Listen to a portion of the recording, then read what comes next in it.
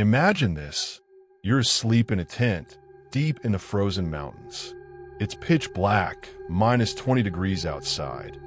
And suddenly, something so terrifying happens that you cut your way out of your own tent and run barefoot into the snow. That's not a horror movie. That's real. And it happened to 9 young hikers in Russia in 1959. The group was made up of 9 experienced hikers, most of them university students.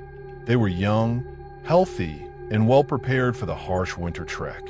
Their leader was Igor Dyatlov, a skilled mountaineer who carefully planned the entire expedition. They set off on January 23rd, full of energy and excitement, documenting their journey with photos and journals. Their goal was to reach Otorten Mountain, a remote peak in the Ural Mountains. None of them had any idea this would be their last adventure. On February 1st, the group pitched their tent on the slope of a mountain called Kolet Syakhl, which translates to Dead Mountain in the local Monsey language. That night, something happened. Something that terrified all 9 hikers enough to slice open their tent from the inside and flee into the freezing night without coats, boots, or gear. Their footprints were later found in the snow, running, staggering, barefoot. Imagine the panic, the raw fear it must have taken to leave everything behind in that brutal cold.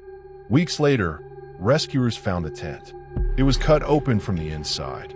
Their belongings, boots, and jackets were left behind as if they had no time to think, only to run.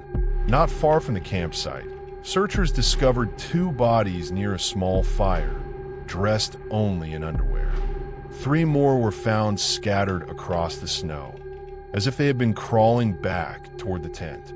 But the strangest discoveries came months later.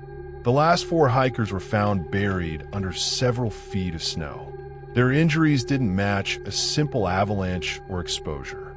Some had fractured skulls and crushed ribs, as if struck by an enormous force. One woman was missing her tongue, and even stranger, traces of radiation were detected on their clothes. What happened that night? Theories have swirled for decades.